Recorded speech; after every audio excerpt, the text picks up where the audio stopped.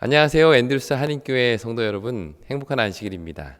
한 주 동안 분주하게 삶을 사시다가 이 안식일 시간 안으로 들어오신 여러분들을 진심으로 환영합니다.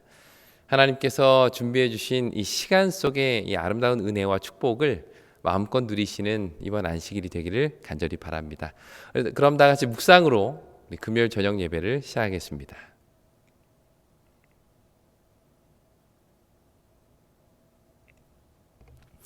시작하는 찬미는 386장입니다. 386장 함께 찬양하시겠습니다.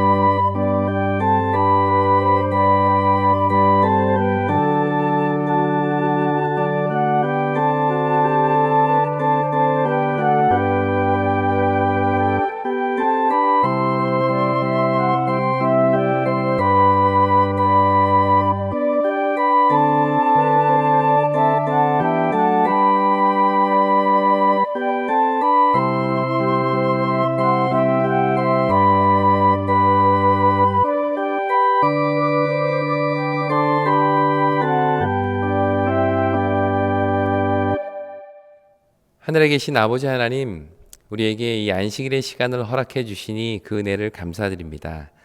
이 시간 하나님의 말씀을 통해 우리에게 주시는 음성을 듣기를 원합니다. 성령께서 우리 모두의 마음에 함께 하셔서 주의 음성에 귀를 기울이고 그 말씀을 따라 순종하며 살아갈 수 있는 그러한 마음을 허락하여 주시옵소서. 이 한 시간 주님께 맡기오며 사랑이신 예수님의 이름으로 기도드립니다. 오늘은 사이에 서신 예수라는 제목으로 함께 말씀을 좀 나누려고 합니다. 우리말에는 사이라는 말이 있지요. 이 사이라는 말 자체는 무엇 사이에 어떤 간격, 틈이 있다는 것을 나타냅니다. 크게 한 세 가지 정도로 이 사이라는 단어가 사용이 되는데요.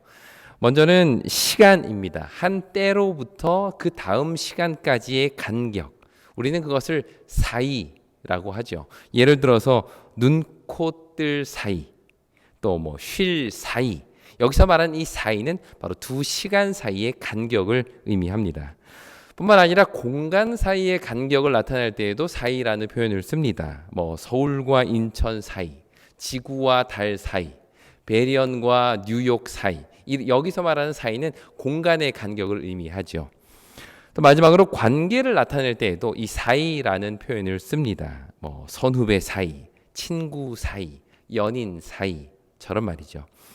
이처럼 사이라는 말은 기본적으로 이 간격이 있다는 것을 전제하고 있습니다.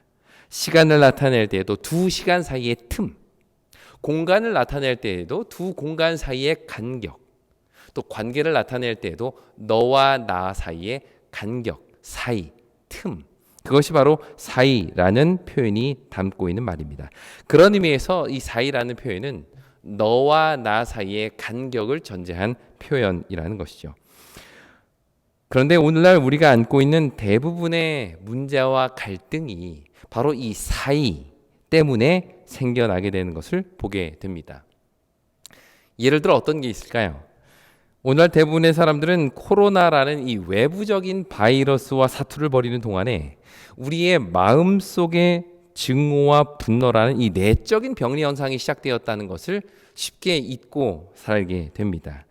이러한 현상은 단지 이 미국 내만의 문제는 아니라고 생각이 됩니다. 사람과 사람 사이의 이 증오와 갈등은 인류 역사 속에서 늘 있어 왔고 시대마다 서로 다른 모양으로 존재해 왔다는 것을 우리는 잘 알고 있습니다.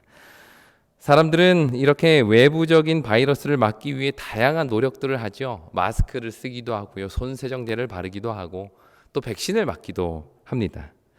그런데 사실 이 외부적인 바이러스야 내 몸 밖에 있는 것이니까 어떻게든 자기를 격리하면 그 바이러스로부터 자기를 보호할 수 있습니다만, 하지만 증오와 분노라는 이 내적인 바이러스는 내 속에 있는 것이기 때문에 오히려 나를 격리하면 할수록 그러한 갈등과 사이는 점점 더 벌어지게 되는 것을 보게 됩니다. 이것은 인종 간의 갈등과 증오만을 나타내지는 않겠죠. 현재 우리가 어울려 살고 있는 수많은 사람들 간의 사이에서도 갈등과 분노는 존재합니다. 그렇다면 우리는 이러한 갈등을 어떻게 받아들여야 할까요? 너와 나 사이, 그 간격, 틈으로 인해서 벌어지는 여러 분노와 갈등과 증오라는 이 내적 감정을 우리는 어떻게 대해야 할까요? 오늘은 누가복음 17장에 있는 말씀을 통해서 이 질문에 대한 조금의 힌트를 좀 얻어보려고 합니다. 그러면 다 같이 누가복음 17장 11절 말씀을 보시겠습니다. 예수께서 예루살렘으로 가실 때에 사마리아와 갈릴리 사이로 지나가시다가, 성경은 이날 예수님께서 갈릴리와 사마리아 사이로 지나가셨다라고 이야기를 합니다. 여기에는 비록 이런 지리적인 정보가 나열되어 있지만 이것은 이 지역을 나타내는 그 단어 이상의 의미를 담고 있습니다. 갈릴리는 여기 이제 지도에서도 보시다시피 이 팔레스타인 지역 북부에 있는 갈릴리 호수 주변 거기에 있는 지역을 갈릴리라고 이야기를 합니다. 이곳은 비록 예루살렘과 멀리 떨어져 있는 그런 지역이었지만 당시 많은 유대인들이 거주했던 곳이 바로 이 갈릴리입니다. 그러다 보니까 경제적인 아주 활발한 활동이 일어나서 많은 사람들이 모여 살던 그런 지역이 바로 이 갈릴리입니다. 반면에 그 아래 동네에 위치해 있는 이 사마리아라는 지역은 갈릴리와는 사뭇 다른 분위기죠. 우리가 잘 알듯이 이 사마리아라는 지역은 유대인들로부터 가장 터부시되는 그러한 곳 중에 한 곳이었습니다. 유대인들이 여행할 때에도 일부러 사마리아 땅을 밟지 않고 갈 정도로, 급히 지나가야 할 경우에는 그곳에서 심지어 물도 마시지 않고 사람들과 대화도 나누지 않을 정도로 사람들이 터부시하는 그런 곳, 거기가 바로 이 사마리아라는 지역이었습니다. 이러한 갈등의 역사를 잠깐 좀 살펴보면 그 역사의 시작은 기원전 722년으로 거슬러 올라갑니다. 솔로몬이 왕으로 40년간 다스린 이후에 그의 아들 르호보암이 왕이 되었을 때 이 나라는 둘로 나눠지게 되죠. 남쪽 유다와 또 북쪽에 있는 이스라엘 두 나라로 나누어지게 됩니다. 그러다가 기원전 722년에 아시리아라는 나라에 의해서 이 북방 이스라엘이 멸망하게 되는데, 이때 이 아시리아의 왕, 아수르의 왕은 어떤 정책을 펴는가 하면 이 북방 이스라엘의 수도였던 사마리아에 자신의 민족들을 많이 이렇게 이주를 시키고 또 사마리아에 있는 사람들도 많이 이주를 시켜서 이 민족들을 이렇게 섞는 혼혈 정책을 사용하게 됩니다. 이때부터 유다 사람들은 이 사마리아 사람들에 대한 멸시와 경멸이 시작이 됩니다. 그 깨끗한 유대인 전통, 유대인들만 가지고 있는 그 혈통, 그 아브라함으로부터 이어져 내려오는 혈통이 너희들에게는 섞였다는 것이죠. 시간이 흘러 남방 유다도 결국 바벨론에 의해서 멸망이 되죠. 그리고 포로로 끌려가게 됩니다. 그러나 포로기 끝나고 다시 예루살렘으로 돌아오게 되었을 때 이 유대인들이 가장 먼저 한 것은 성전을 건축하는 일이었습니다.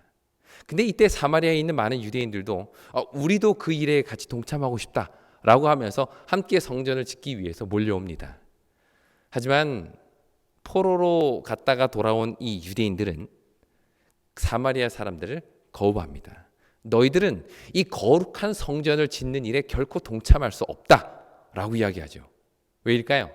너희들은 피가 섞여 있는 그러한 부정한 사람들이기 때문에 이 거룩한 성전을 짓는 일에 함께할 수 없다라고 단호하게 선을 긋게 됩니다. 이렇게 유대인들이 자기네끼리 성전을 짓자 사마리아인들도 따로 이 그리심산 꼭대기에다가 성전을 세웁니다. 요한복음 4장에 보면 이 사마리아 여인과 예수님의 대화가 나오잖아요. 그때 이 여인이 이런 질문을 하죠. 우리가 어디에서 예배를 드려야 될까요? 예루살렘입니까? 아니면 우리의 성전이 서 있는 이 그리심산입니까? 라는 질문을 하게 된 그 배경도 바로 이러한 역사적 배경이 있다는 것을 우리가 살펴볼 수 있습니다. 이렇게 해서 이스라엘 그 땅 안에는 두 개의 성전이 세워지게 됩니다. 하지만 유대인들은 그것을 용납할 수가 없었죠. 성전은 오직 예루살렘 한 곳에만 서 있어야 된다라고 생각한 그들은 기원전 128년 이 하스모니안 왕조의 힐카누스라는 사람이 왕으로 있었을 때에 그가 사람들을 이끌고 가서 그 그리심산 꼭대기에다가 지어놓은 사마리아인의 이 성전을 다 부수고 무너뜨립니다. 이 일로 인해서 유대인들에 대한 이 사마리아인의 적개심은 더욱더 심해졌고요. 그 이후에 사마리아인들은 또다시 이 그리심산 중턱에다가 성전을 세우게 됩니다. 또 이런 일도 있었습니다. 기원 후 AD 6년에서 9년 사이에 한 유월절에 있었던 일인데요. 예루살렘으로 유월절을 지키기 위해서 여행을 했던 한 유대인이 이 사마리아와 갈릴리 경계에 위치한 게마라는 동네에서 살해를 당합니다.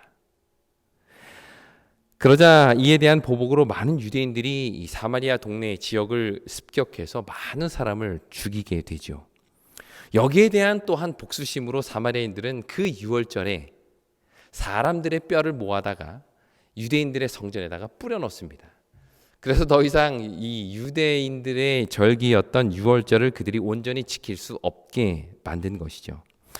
이처럼 유대인들과 사마리아인들 사이의 반목과 증오는 점점 날이 갈수록 심해지게 되었고 그들은 더 이상 섞일 수 없는, 하나 될 수 없는 그러한 존재가 되어버린 것이죠. 이것이 바로 사마리아와 유대, 사마리아와 갈릴리 사이에 벌어져 있는 간격이었습니다. 그러므로 누가복음 17장 11절에서 예수님이 사마리아와 갈릴리 사이를 지나가셨다라는 말은 단순히 어떤 그 지역을 지나가셨다라는 의미뿐만 아니라 이렇게 오랫동안 사람들 사이에 만들어 놓았던 그 간격, 그 틈, 증오와 분노의 그 사이를 예수님께서 지나가셨다라는 의미를 담고 있는 것입니다. 하지만 여기에는 또 하나의 사이가 등장하는데요. 바로 12절과 13절입니다. 한 마을에 들어가시니 나병 환자 10명이 예수를 만나 멀리 서서 소리를 높여 이르되 예수 선생님이여 우리를 불쌍히 여기소서 하거늘. 이 본문에 보면 우리는 또 하나의 사이, 간격, 틈이 존재하고 있음을 보게 됩니다. 그게 뭘까요? 그렇습니다. 바로 문둥병자와 일반인 사이의 간격입니다. 성경을 보면 예수님께 자기를 고쳐달라고 나오는 대부분의 사람들은 예수님 발 앞에 혹은 발 아래 엎드려 요청을 합니다. 예수님, 저 좀 고쳐주십시오. 저 좀 치유해 주세요. 이렇게 요청을 하죠. 그런데 특이하게 이 본문에서 이 10명의 나병 환자는 예수님께 자기를 고쳐달라고 요청하러 왔는데 어디에 서서 요청을 했다고 본문은 이야기를 할까요? 12절에 보면 예수를 만나 멀리 서서 예수께 고쳐달라라고 요청을 했다라고 본문은 이야기를 합니다. 여기서 우리는 예수님과 문둥병자, 나병 환자들 사이의 간격, 또 나병 환자와 일반인 사이의 간격을 보게 됩니다. 왜 그들은 이렇게 간격, 사이를 둘 수밖에 없었을까요? 그것은 바로 모세의 법에 의해서 이 문둥병자들은, 나병 환자들은 일반인들과 섞일 수 없게 이미 못으로 박아놨기 때문입니다.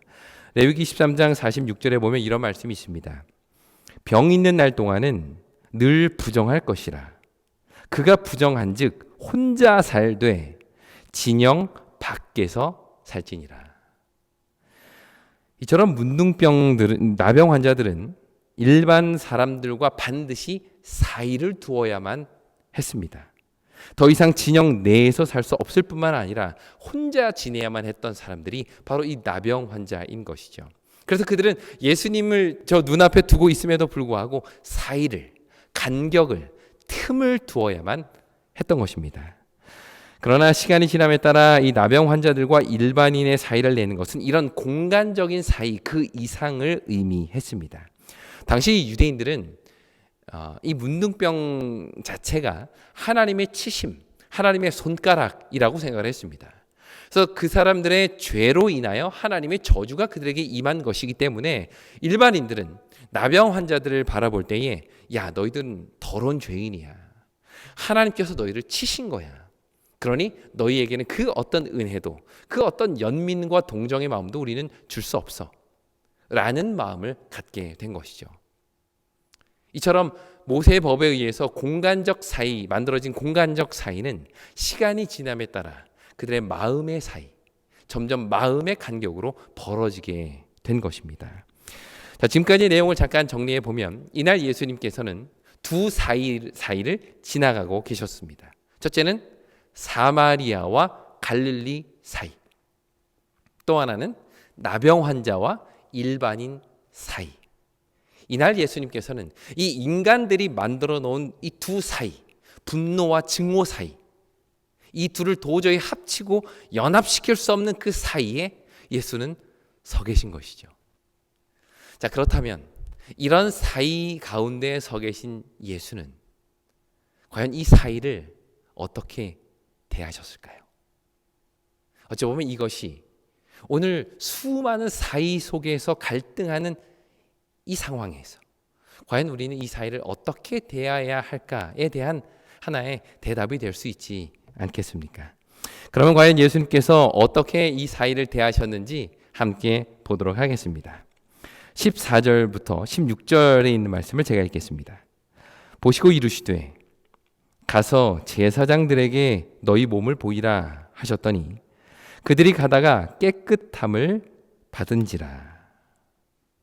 자, 여기 첫 번째로 보면 예수님께서 문둥병자와 일반인 사이에 서셔서 그 사이를 없애시는 것을 우리는 본문을 통해서 보게 됩니다. 문둥병자와 일반인 사이에는 늘 누가 서 있었는가 하면 이 제사장이 서 있었습니다. 그러니까 일반인이 문둥병 진단을 받고 진영 밖으로 나갈 때에도 반드시 제사장을 거쳐서 나가야만 했고요. 또 진영 밖에서 문둥병자로서 살던 사람이 다 병이 치유되어 진영 안으로 들어올 때에도 그 사이에 서 있는 제사장을 거쳐서 들어와야만 했던 것이죠. 그래서 예수님께서는 이날 이 10명의 나병 환자에게 너희는 너희와 일반인을 구분하는 그 사이에 서 있는 제사장, 그에게로 가라 라고 이야기를 한 겁니다. 그런데 본문에 의하면 그들은 제사장에게로 가다가 깨끗하게 되었다 라고 이야기를 합니다.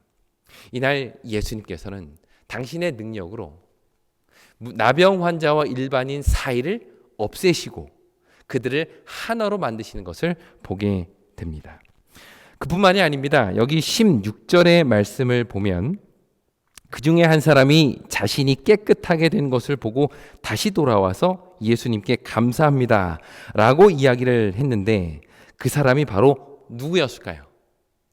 바로 사마리아인이었다 라고 이야기를 합니다. 15절과 16절 말씀 제가 읽겠습니다. 그 중에 한 사람이 자기가 나은 것을 보고 큰 소리로 하나님께 영광을 돌리며 돌아와 예수의 발 아래 엎드려 감사하니 그는 사마리아 사람이라. 아까는 멀리 서서 예수님 우리를 좀 고쳐주세요 라고 부탁했던 이 사람이 이제는 다 나은 것을 경험하고 어디에 앉게 됐어요? 예수의 발 앞에 엎드립니다. 그리고는 감사를 드리는데 본문은 특별히 그가 누구라고 이야기를 하죠? 사마리아 사람이었다 라는 것을 강조하고 있습니다. 여기서 누가는 굳이 이 사람이 사마리아 사람이었다라는 것을 강조한 이유는 뭘까요? 이날 예수는 그 인간들이 만들어 놓은 간격, 사마리아와 갈릴리 사이, 그 사이의 간격을 예수께서는 친히 무너뜨리고 계시다는 것을 여기서 그는 강조해서 보여주고 있는 것입니다. 그동안 인간들이 만들어 놓은 그 거대한 편견과 질병과 미움과 증오의 장벽을 예수님께서는 이날 다 무너뜨린 것이죠. 문둥병자와 일반인 사이의 간격, 또 사마리아인과 갈릴리 사람들 사이의 간격, 그 사이에 서신 예수께서는 이날 인간들이 쌓아 올린 그 수많은 사이의 장벽들을 다 무너뜨리시고 이 둘을 온전히 하나로 만들게 되었다는 것을 보게 됩니다. 사실 예수님께서 이 땅에 오셔서 하신 모든 일들을 가만히 살펴보시면 그 일들은 다 이 사이를 없애고 둘을 하나로 만드시는 일이었음을 우리는 보게 됩니다. 이사야 59장 2절에 보면 이런 말씀이 있습니다. 오직 너희 죄악이 너희와 너희 하나님 사이를 내었고 너희 죄가 그 얼굴을 가리워서 너희를 듣지 못하게 함이니. 본문은 우리에게 이렇게 이야기를 하죠. 죄가 너희와 하나님 사이를 내었다고요. 하나님과 우리의 간격을 벌려놨다는 것입니다. 그 죄가 말이죠. 그런데 예수님께서는 친히 이 땅에 오셔서 그 사이를 없애신 것입니다. 하나님과 죄인들 사이의 간격을 없애신 것이에요. 이제는 예수를 통하여 우리가 담대히 그 은혜의 보좌 앞에 나아갈 수 있게 되었다는 것입니다. 이것이 예수께서 이 땅에 오셔서 하신 사역의 본질이었던 것이죠. 사이를 없애는 일, 간격을 없애는 일, 틈을 없애는 일, 그래서 둘을 하나로 만드는 그 일이 예수님께서 이 땅에 오셔서 하신 가장 중요한 일이었다는 것입니다. 그뿐만이 아닙니다. 예수님께서는 십자가를 통하여 유대인들과 이방인들 사이의 간격을 없애셨습니다. 바울은 우리에게 이렇게 이야기하죠. 에베소서 2장 14절. 그는 우리의 화평이신지라 둘로 하나를 만드사 원수된 것 곧 중간에 막힌 담을 자기 육체로 허시고. 자, 여기 보면 둘로 하나를 만드사라는 표현이 나오는데요. 여기서 말한 이 둘은 유대인과 이방인을 나타냅니다. 이 문맥을 쭉 읽어보시면 지금 바울은 이방인과 유대인들 사이의 그 간격, 그것을 예수님께서 친히 하나로 만드셨다라는 것을 이야기하는 것이죠. 예수께서 하신 가장 중요한 일, 그 십자가를 통해서 이루신 일은 바로 하나님과 인간의 사이, 또 인간과 인간 사이에 만들어진 그 장벽, 그것을 다 무너뜨리고 이 둘을 다 하나로 모으는 일이었음을 성경은 우리에게 보여줍니다. 이것이 예수님께서 이 땅에 오셔서 그 수많은 사이를 대하신 예수님의 모습인 것이죠. 어떻습니까? 정말 예수의 삶 자체는 사이를 없애고 둘을 하나로 모으는 삶이 아니었나요? 이것이 바로 그분이 이 땅에 오신 이유였던 것입니다. 하늘과 땅의 사이를 연결하고 사람과 사람 사이의 간격을 연결하고 하나로 만드는 그 일, 그것이 바로 예수의 사역의 본질이요, 그것이 바로 모든 율법의 핵심이었던 것이죠. 모든 계명, 모든 율법의 핵심이 무엇이냐고 예수께 물었을 때 예수는 이런 대답을 하셨죠. 하나님을 사랑하고 이웃을 내 몸과 같이 사랑하는 것, 이것이 율법의 본질이다라고요. 그런데 과연 이것이 십자가를 통해서 온전히 이루어지게 된 것입니다. 십자가를 통해서 하나님과 인간의 간격이 화목하여지고 더 나아가서 인간과 인간 사이에 막힌 담을 헐어버린 이것이야말로 십자가의 복음이요, 율법의 완성이었던 것입니다. 결국 율법의 핵심, 십자가의 능력, 예수의 생애, 이 모든 것은 사이를 없애고 하나 되게 하는 것, 이것으로 압축될 수 있는 것이죠. 그 하나됨, 그것이 예수님께서 그의 공생애를 통해서 이루셨던 가장 중요한 사역이었습니다. 그렇다면 오늘 우리의 삶은 어떻습니까? 그 사이를 없애고 둘 사이에 담을 헐고 서로 하나 되기를, 연합하기를 원하셨던 예수를 따르고 있는 우리지만 과연 우리는 얼마나 그 하나됨을 우리의 삶을 통해서 이루고 있습니까? 세월이 갈수록 교회와 세상 사이의 간격은 점점 더 벌어지는 것 같습니다. 세상은 교회를 욕하고 교회는 세상을 무시합니다. 진보와 보수 사이의 갈등은 점점 심해지고 남자와 여자 사이, 청년과 노년 사이, 가진 자와 못 가진 자의 사이, 시골과 도시의 사이, 이 사이는 점점 더 벌어지고 있는 것을 우리는 보게 됩니다. 뿐만 아니라 하나님을 믿고 산다고 자부하는 우리지만 점점 하나님과 우리의 사이는 시간이 갈수록 더 멀어지고 벌어지고 있지는 않습니까? 특히 오늘날 미국뿐만 아니라 전 세계적으로 심각한 문제로 대두되고 있는 것이 바로 이 아시안 증오 범죄인데요.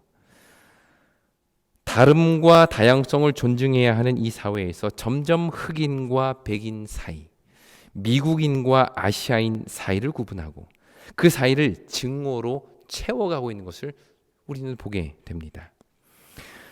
또 여러분들의 가정은 어떻습니까? 부모와 자녀 사이, 남편과 아내 사이, 형제와 자매 사이, 과연 우리가 맺고 있는 그 사이의 간격에는 무엇이 존재합니까? 한 가족, 한 가정임에도 불구하고 서로를 향한 불신의 마음이 서로를 채워가고 있지는 않습니까? 또 오늘 우리의 교회는 또 어떤가요? 목사와 성도 사이, 장로와 집사 사이, 영어권과 한국어권 사이, 과연 우리는 이러한 수많은 사이 속에서 무엇으로 이 사이를 메워가고 있느냐는 것입니다. 그토록 예수님께서는 담을 허물고 화목하게 하기를 원하셨던 그 사이를 오히려 우리는 더 벌리고 서로를 더 멀어져 가게 만들고 있지는 않느냐는 것입니다. 오늘 예수님께서는 우리에게 너무나도 분명한 도전을 던져주십니다. 우리가 살아가면서 만들어냈던 이 수많은 사이들을 과연 예수의 제자로서 어떠한 마음으로 이 둘 사이를 서 있어야 하는지 오늘 우리에게 묻고 있는 것이죠. 성경은 너무나도 분명하게 우리의 할 일을 이렇게 소개합니다. 고린도후서 5장 18절입니다.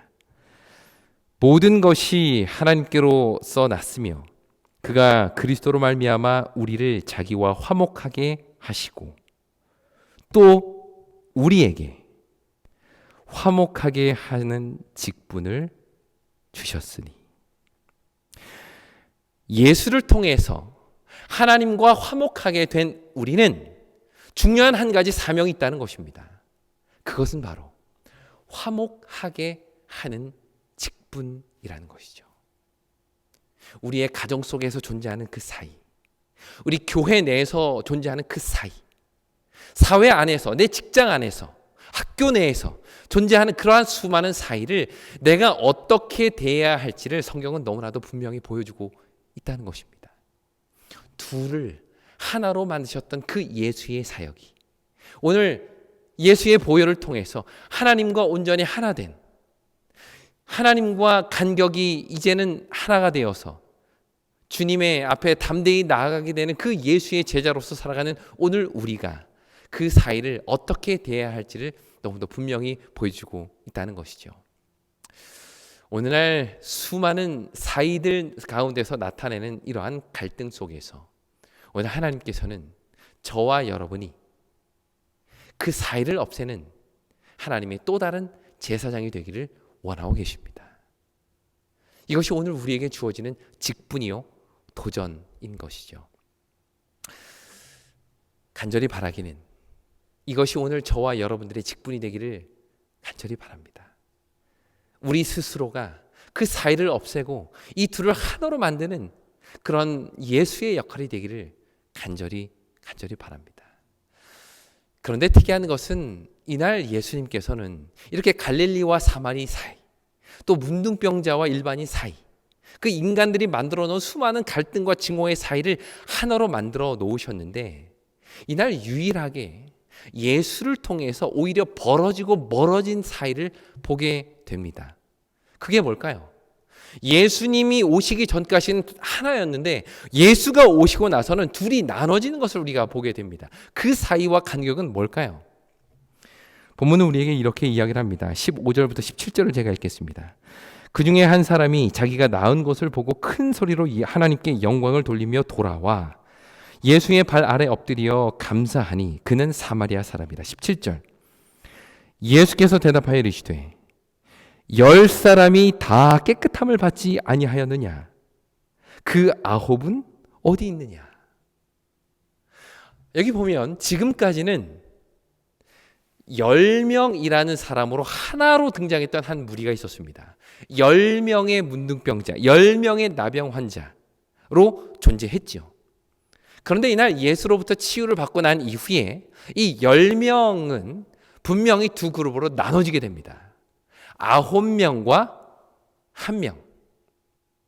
그렇다면 예수님을 통해서 이 나눠지게 된 이 그룹의 그 기준은 무엇일까요? 어떻게 이 두 무리는 분명히 나눠지게 된 것일까요? 18절과 19절 제가 읽겠습니다. 이 이방인 외에는 하나님께 영광을 돌리러 돌아온 자가 없느냐 하시고 그에게 이르시되 일어나 가라. 내 믿음이 너를 구원하였느니라. 여기 9명과 1명 사이를 구분하는 기준은 바로 하나님께 영광을 돌리는 자와 그렇지 않은 자로 구분이 되었다는 것입니다. 이날 10명은 모두 문둥병자였고 모두 깨끗함을 받았죠. 그런 의미에서 이 둘은 다 같은 사람이었습니다. 그러나 하나님께 영광을 돌리는 일에 있어서는 명확히 둘이 구분되었던 것이죠. 그리고 결국 그 한 사람에게 예수님께서 이러한 구원의 선포를 하십니다. 내 믿음이 너를 구원하였느니라. 예수님께서는 이 땅에 오셔서 수많은 사이를 없애시고 막힌 담을 허무시고 둘이 하나 되는 일들을 해 오셨습니다. 그러나 동시에 예수님을 통하여 새로운 구분이 생기게 되었는데 그것은 바로 하나님께 영광을 돌리는 자와 자기에게 영광을 돌리는 자, 하나님께 감사하는 자와 감사치 않는 자, 하나님께 자신을 굴복하는 자와 굴복하지 않는 자, 이러한 구분은 오히려 예수를 통해서 더 분명해지는 것을 우리는 그 이후의 모습을 통해서 보게 됩니다. 그러므로 우리는 예수의 모본을 따라서 없애야 할 간격은 없애고 오히려 분명히 구분해야 할 것은 구분할 줄 아는 예수의 제자가 되어야 할 것입니다. 하나님과 우리 사이, 나 자신과 내 이웃 사이, 이것은 분명 예수를 통해서 좁혀지고 하나 되어야 하겠죠. 그러나 반대로 선과 악 사이, 순종과 불순종 사이, 감사와 불평 사이, 거룩과 세속 사이, 이것은 더욱더 예수를 통해서 분명히 우리의 삶에 구분되어져야 할 것입니다. 그럴 때 우리의 삶은 더욱 하나님께 영광을 돌리는 삶이 되겠죠. 오늘 말씀을 마무리하면서 나 스스로에게, 여러분 각자에게 질문을 던져봅니다. 우리는 지금 어떤 사이에 놓여 있습니까? 우리는 어떤 사이를 좁히고 있고 어떤 사이를 넓히고 있습니까? 예수가 그러했던 것처럼 좁혀야 할 간격들은 다 좁히고 벌려야 할 간격들은 더 벌림으로 우리의 삶을 통하여 진정으로 하나님께 영광을 돌리는 저와 여러분이 되기를 간절히 바라면서 오늘 말씀을 마치겠습니다. 우리 마치는 찬미는 346장 346장 함께 찬양하시겠습니다.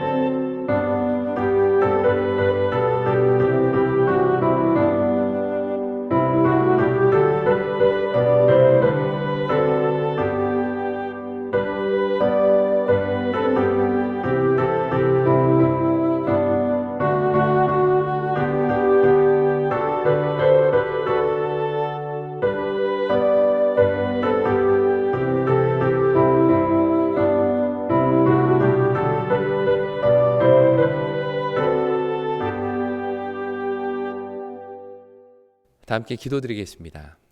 하늘에 계신 우리 아버지 하나님, 수많은 사이 속에서 갈등하고 있는 우리의 삶 속에 우리가 그 사이를 어떻게 대해야 할지를 모본으로 보여주시니 그 은혜를 인하여 감사드립니다. 예수님께서 그러하셨던 것처럼 수많은 갈등 사이, 그 다름 속에서 나타나는 그 증오와 분노 사이 속에서 그들을 하나로 만들고 연합시키는 그 예수의 역할이 오늘 우리의 삶이 되게 인도하여 주시옵소서. 뿐만 아니라 예수님을 통하여 우리의 삶에 분명히 구분하고 사이를 벌려야 할 것들이 있다면 그것을 분명히 구분할 수 있는 주의 제자들 되게 인도하여 주시옵소서. 사랑이신 예수님의 이름으로 기도드립니다.